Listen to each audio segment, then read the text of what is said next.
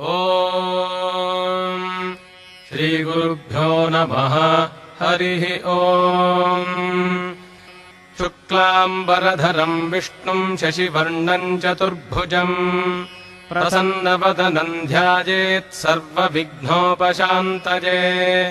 नारायणम् नमस्कृत्य नरम् चैव नरोत्तमम्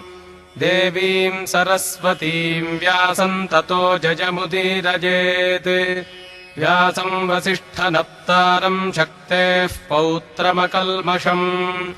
पराशरात्मजम् वन्दे शुकतातम् तपोनिधिम्। व्यासाय विष्णुरूपाय व्यासरूपाय विष्णवे नमो वै ब्रह्मनिधये वासिष्ठाय नमो नमः। अविकाराय शुद्धाय नित्याय परमात्मने सदैकरूपरूपाय विष्णवे सर्वजिष्णवे यस्य स्मरणमात्रेण जन्म संसारबन्धनात् विमुच्यते नमस्तस्मै विष्णवे प्रभविष्णवे। ॐ नमो विष्णवे प्रभविष्णवे।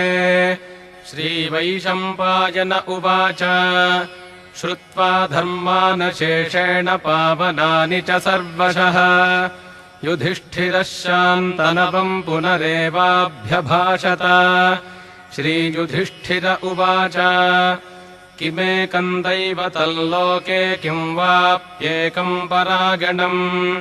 स्तुवन्तः कङ्कमर्चन्तः प्राप्नुयुर्मानवाः शुभम्। को धर्मः सर्वधर्माणाम् भवतः परमो मतः किम् जपन्मुच्यते जन्तुर्जन्म संसारबन्धनात्। श्रीभीष्म उवाच जगत्प्रभुम् देवदेवमनन्तम् पुरुषोत्तमम् स्तुवन्नाम सहस्रेण पुरुषः सततोत्थितः तमेव चार्चयन्नित्यम् भक्त्या पुरुषमव्ययम् ध्यायन् स्तुवन्नमस्यंश्च यजमानस्तमेव च। अनादिनिधनम् विष्णुम् सर्वलोकमहेश्वरम् लोकाध्यक्षम् स्तुवन्नित्यम् सर्वदुःखातिगो भवेत्। ब्रह्मण्यम् सर्वधर्मज्ञम् लोकानाम् कीर्तिवर्धनम् लोकनाथम् महद्भूतम् सर्वभूतभवोद्भवम् एष मे सर्वधर्माणाम् धर्मोऽधिकतमो मतः। यद्भक्त्या पुण्डरीकाक्षम् स्तवैरर्चेन्नरः सदा परमय्यो महत्तेजः परमय्यो महत्तपः परमय्यो महद्ब्रह्म परमय्यः परायणम् पवित्राणाम् पवित्रय्यो मङ्गलानाम् च मङ्गलम् दैवतम् देवतानाम् च भूतानाम् यो व्ययः पिता यतः सर्वाणि भूतानि भवन्त्यादियुगागमे यस्मिंश्च प्रलयम् यान्ति पुनरेव युगक्षये तस्य लोकप्रधानस्य जगन्नाथस्य भूपते विष्णोर्नाम सहस्रम् मे शृणु पापभजापहम्। यानि नामानि गौणानि विख्यातानि महात्मनः ऋषिभिः परिगीतानि तानि वक्ष्यामि भूतये। ऋषिर्नाम्नाम् सहस्रस्य वेदव्यासो महामुनिः छन्दोनुष्टुप् तथा देवो भगवान् देवकीसुतः अमृतांशूद्भवो बीजम् शक्तिर्देवकीनन्दनः त्रिसामाहृदयन्तस्य शान्त्यर्थे विनियुज्यते। विष्णुम् जिष्णुम् महाविष्णुम् प्रभविष्णुम् महेश्वरम् अनेकरूपदैत्यान्तम् नमामि पुरुषोत्तमम्। अस्य श्रीविष्णोर्दिव्यसहस्रनामस्तोत्रमहामन्त्रस्य श्रीवेदम् व्यासो भगवान् ऋषिः अनुष्टुप्छन्दः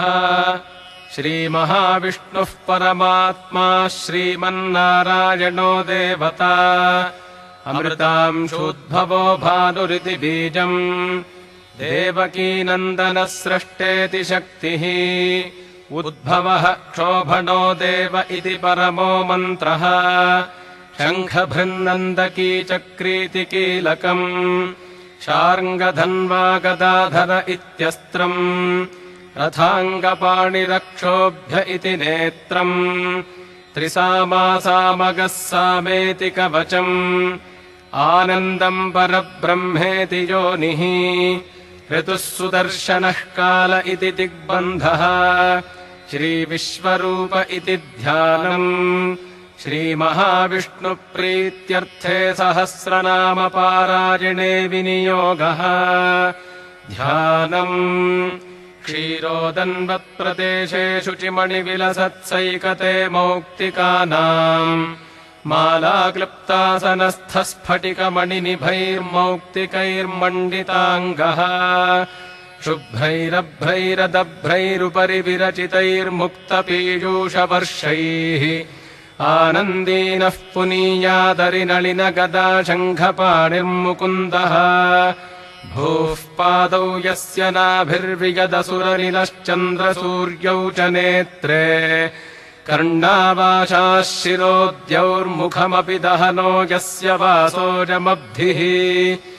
अन्तस्थम् यस्य विश्वम् सुरनरखगो भोगि गन्धर्वदैत्यैः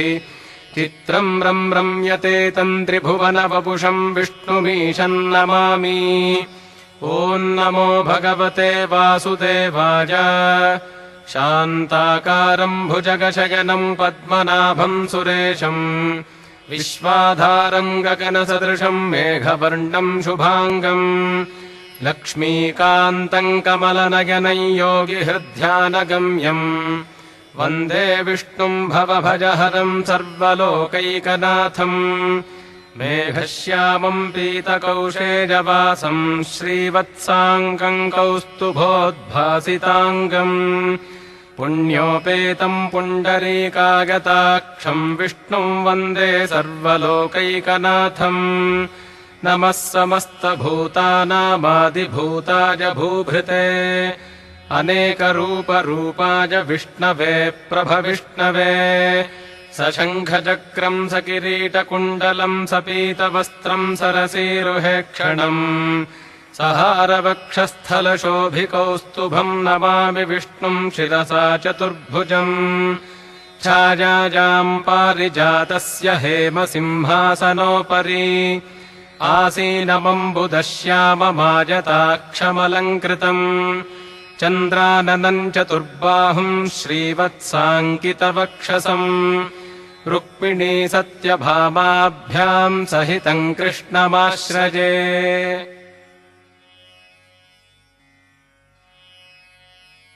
हरिः ॐ विश्वम् विष्णुर्वषट्कारो भूतभव्यभवत्प्रभुः भूतकृद्भूतभृद्भावो भूतात्मा भूतभावनः भूतात्मा परमात्मा च मुक्तानाम् परमागतिः अव्ययः पुरुषः साक्षी क्षेत्रज्ञोऽक्षर एव च योगो योगविदान्नेता प्रधानपुरुषेश्वरः नारसिंहवपुः श्रीमान् केशवः पुरुषोत्तमः सर्वः शर्वः शिवस्थाणुर्भूतादिर्निधिरव्ययः सम्भवो भावनो भर्ता प्रभवः प्रभुरीश्वरः स्वयम्भूः शम्भुरादित्यः पुष्कराक्षो महास्वनः अनादिनिधनो धाता विधाता धातुरुत्तमः अप्रमेयो हृषीकेशः पद्मनाभोमरप्रभुः विश्वकर्मा मनुस्त्वष्टास्थविष्ठस्थविरो ध्रुवः अग्राह्यः शाश्वतः कृष्णो लोहिताक्षः प्रतर्दनः प्रभूतस्त्रिककुब्धाम पवित्रम् मङ्गलम् परम् ईशानः प्राणदः प्राणो ज्येष्ठः श्रेष्ठः प्रजापतिः हिरण्यगर्भो भूगर्भो माधवो मधुसूदनः ईश्वरो विक्रमी धन्वी मेधावी विक्रमः क्रमः अनुत्तमो दुराधर्षः कृतज्ञः कृतिरात्मवान् सुरेशः शरणम् शर्म विश्वरेताः प्रजाभवः अहः संवत्सरो व्यालः प्रत्ययः सर्वदर्शनः अजः सर्वेश्वरः सिद्धः सिद्धिः सर्वादिरच्युतः वृषाकपिरमेजात्मा सर्वयोगविनिःसृतः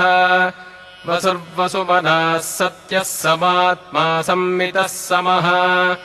अमोघः पुण्डरीकाक्षो वृषकर्मा वृषाकृतिः रुद्रो बहुशिरा बभ्रुर्विश्वजोनिः शुचिश्रवाः अमृतः शाश्वतस्थाणुर्वरारोहो महातपाः सर्वगः सर्वविद्भानुर्विश्वक्सेनो जनार्दनः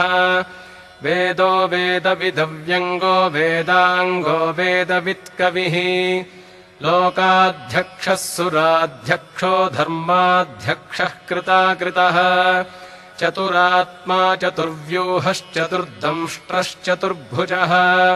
भ्राजिष्णुर्भोजनम् भोक्ता सहिष्णुर्जगदादिजः अनघो विजयो जेता विश्वजोनिः पुनर्वसुः उपेन्द्रो वामनः प्रांशुरमोघः शुचिरूर्जितः अतीन्द्रः सङ्ग्रहः सर्गो धृतात्मा नियमो यमः वेद्यो वैद्यः सदा योगी वीरः माधवो मधुः अतीन्द्रियो महामायो महोत्साहो महाबलः महाबुद्धिर्महावीर्यो महाशक्तिर्महाद्युतिः अनिर्देश्य वपुः श्रीमानमेजात्मा महाद्रिधृक् महेश्वासो महीभर्ता श्रीनिवासः सताङ्गतिः अनिरुद्धः सुरानन्दो गोविन्दो गोविदाम्पतिः मरीचिर्दमनोहंसः सुपर्णो भुजगोत्तमः हिरण्यनाभः सुतपाः पद्मनाभः प्रजापतिः अमृत्युः सर्वदृक्सिंहः सन्धाता सन्धिमान् स्थिरः अजो दुर्मर्षणः शास्ता विश्रुतात्मा सुरारिः गुरुर्गुरुतमो धाम सत्यः सत्यपराक्रमः निमिषो निमिषस्रग्वी वाचस्पतिरुदारधीः अग्रणीर्ग्रामणीः श्रीमान् न्यायो नेता समीरणः सहस्रमूर्धा विश्वात्मा सहस्राक्षः सहस्रपात् आवर्तनो निवृत्तात्मा संवृतः सम्प्रमर्दनः अहः संवर्तको वह्निरनिलो धरणीधरः सुप्रसादः प्रसन्नात्मा विश्वधृग्विश्वभुग्विभुः सत्कर्ता सत्कृतः साधुर्जह्नुर्नारायणो नरः असङ्ख्येयो प्रमेयात्मा विशिष्टः शिष्टकृच्छुचिः सिद्धार्थः सिद्धसङ्कल्पः सिद्धिदः सिद्धिसाधनः वृषा हि वृषभो विष्णुर्वृषपर्वा वृषोदरः वर्धनो वर्धमानश्च विविक्तः श्रुतिसागरः सुभुजो दुर्धरो वाग्मी महेन्द्रो वसुतो वसुः नैकरूपो बृहद्रूपः शिपिविष्टः प्रकाशनः ओजस्तेजोद्युतिधरः प्रकाशात्मा प्रतापनः ऋद्धस्पष्टाक्षरो मन्त्रश्चन्द्रांशुर्भास्करद्युतिः अमृतांशोद्भवो भानुः शशबिन्दुः सुरेश्वरः औषधम् जगतः सेतुः सत्यधर्मपराक्रमः भूतभव्यभवन्नाथः पवनः पावनो नलः कामः कामकृत्कान्तः कामः कामप्रदः प्रभुः युगादिकृद्युगावर्तो नैकमायो महाशनः अदृश्यो व्यक्तरूपश्च सहस्रजिदनन्तजित् इष्टो विशिष्टः शिष्टेष्टः शिखण्डी नहुषो वृषः क्रोधः क्रोधकृत्कर्ता विश्वबाहुर्महीधरः अच्युतः प्रथितः प्राणः प्राणदो वासवानुजः अपान्निधिरधिष्ठानमप्रमत्तः प्रतिष्ठितः स्कन्दस्कन्दधरो दुर्यो वरदो वायुवाहनः वासुदेवो बृहद्भानुरादिदेवः पुरन्दरः अशोकस्तारणस्तारः शूरः शौरिर्जनेश्वरः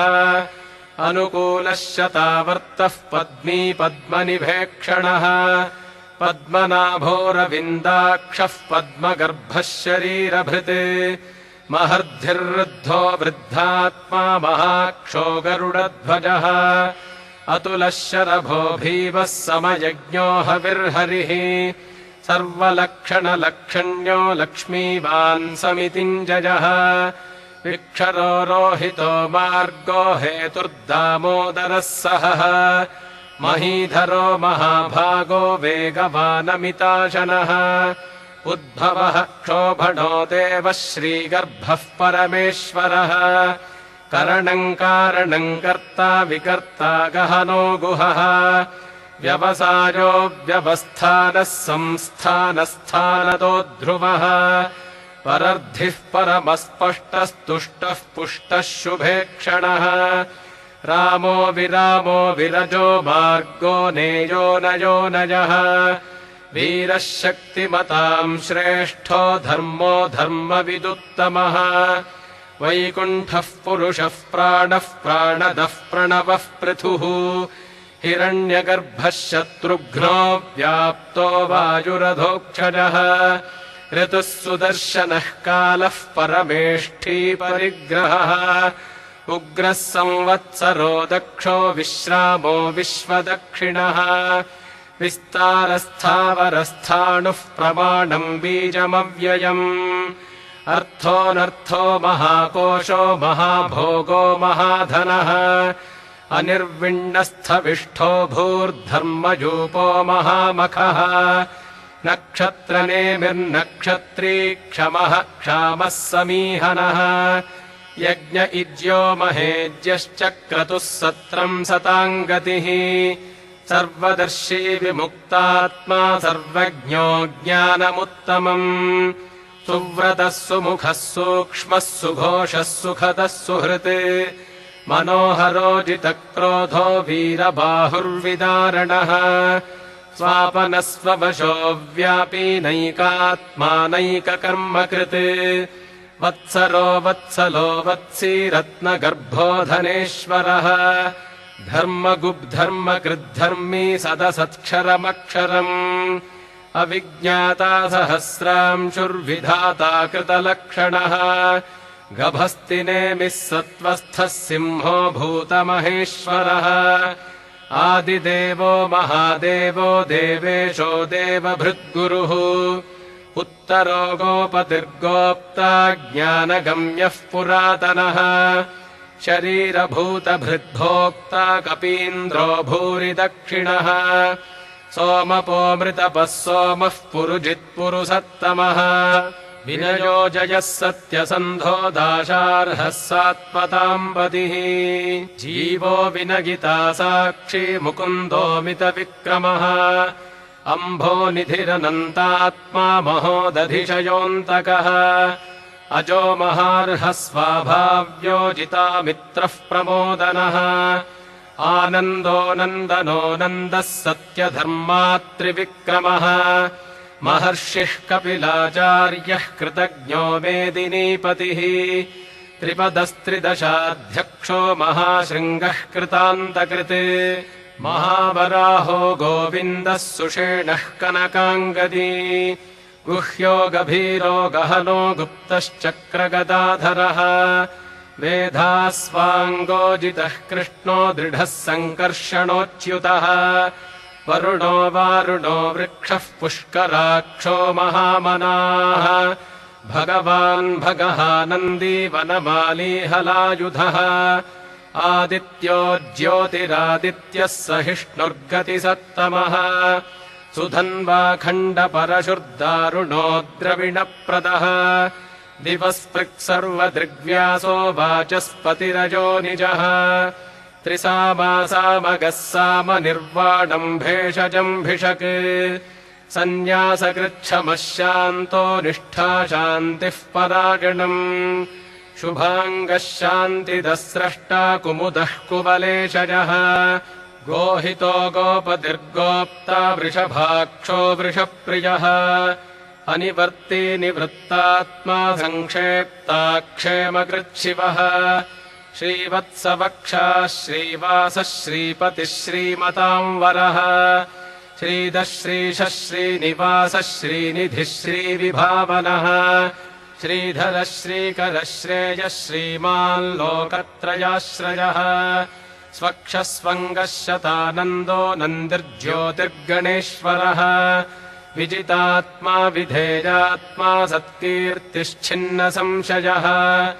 उदीर्णः सर्वतश्चक्षुरनीशः शाश्वतस्थिरः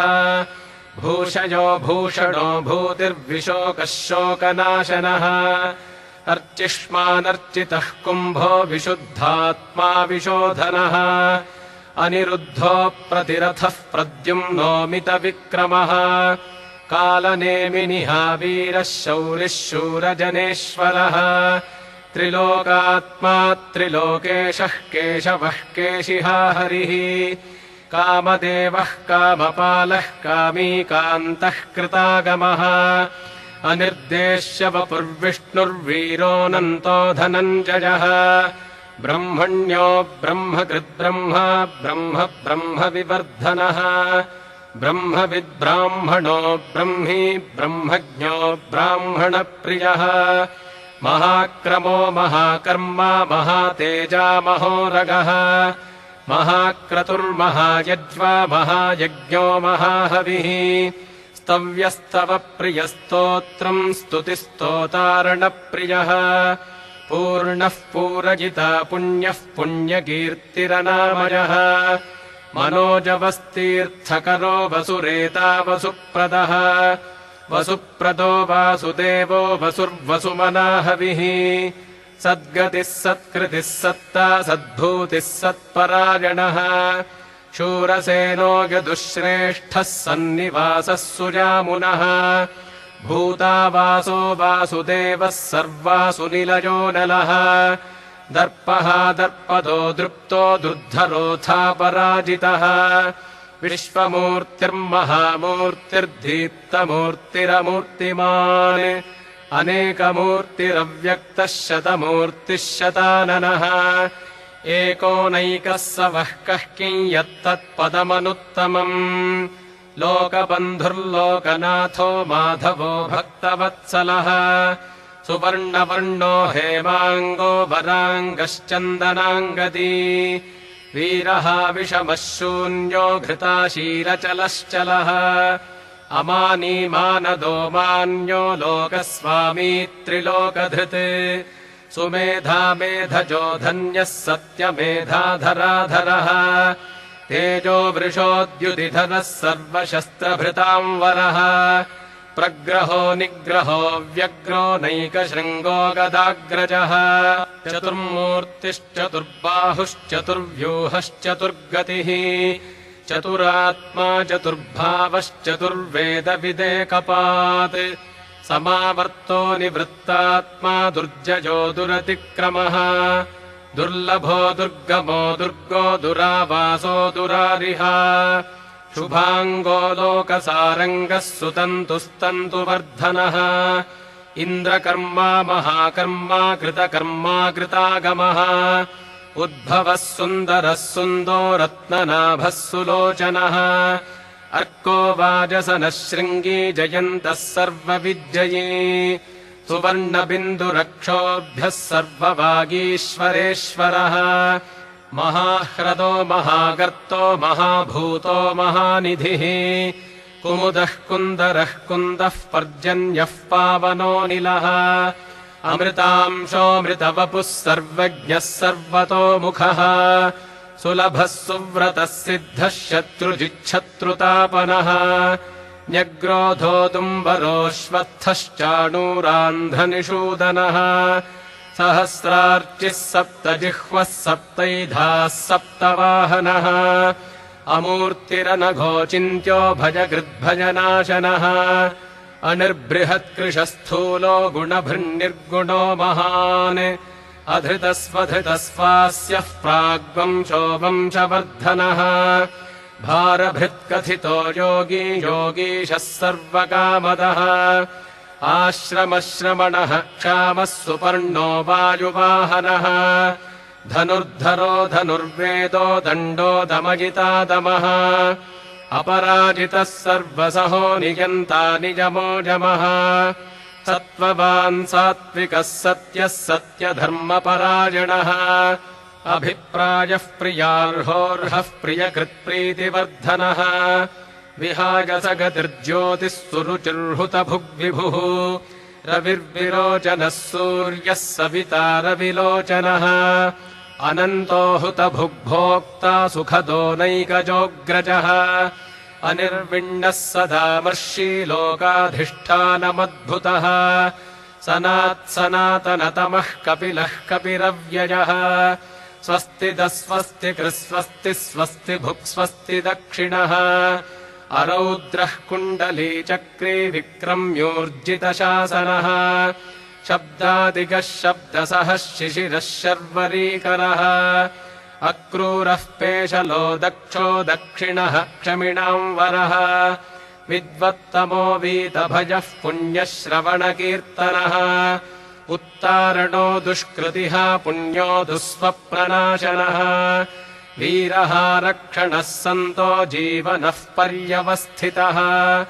अनन्तरूपोऽनन्तः श्रीर्जितमन्युर्भयापहः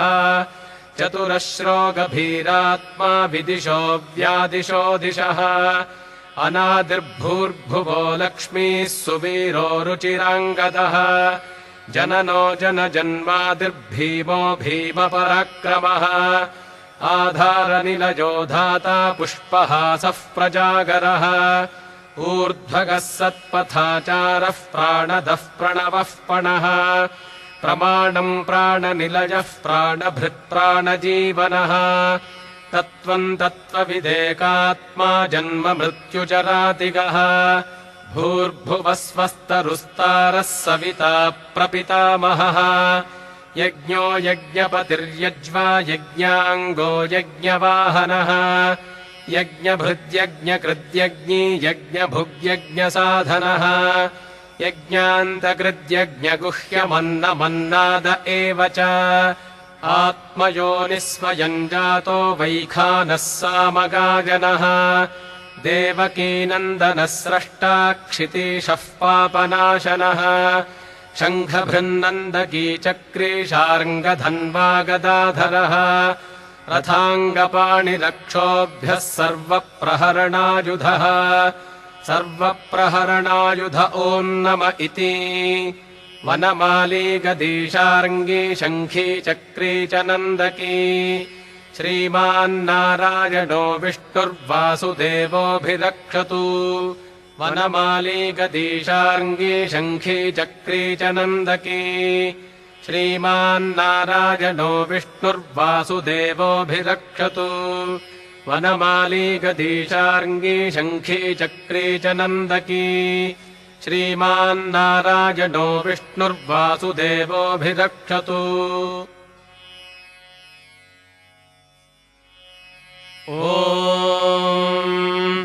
इतीदम् कीर्तनीयस्य केशवस्य महात्मनः नाम्नाम् सहस्रम् दिव्यानामशेषेण प्रकीर्तितम् य इदम् शृणुयान्नित्यम् यश्चापि परिकीर्तयेत् नाशुभम् प्राप्नुयात् किञ्चित् सोमुत्रेह च मानवः वेदान्तगो ब्राह्मणः स्यात् क्षत्रियो विजयी भवेत् वैश्यो धनसमृद्धः स्यात् शूद्रः सुखमवाप्नुयात् धर्मार्थी प्राप्नुयाद्धर्ममर्थार्थी चार्थमाप्नुयात् कामानवाप्नुयात् कामी प्रजार्थी चाप्नुयात् प्रजाम् भक्तिमान्यः सदोत्थाय श्रुतिस्तद्गतमानसः सहस्रम् वासुदेवस्य नाम्नामेतत्प्रकीर्तयेत् यशः प्राप्नोति विपुलम् याति प्राधान्यमेव च अचलाम् श्रियमाप्नोति श्रेयः प्राप्नोत्यनुत्तमम् न भयम् क्वचिदाप्नोति वीर्यम् तेजश्च विन्दति भवत्यरोगोद्युतिमान् बलरूपगुणान्वितः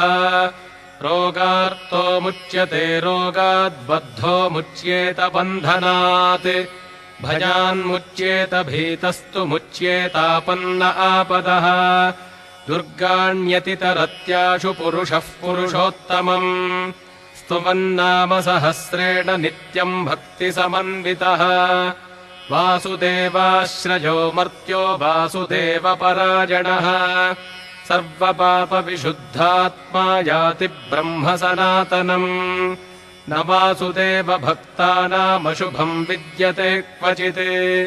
जन्म मृत्युजरा व्याधिभयन्नैवोपजायते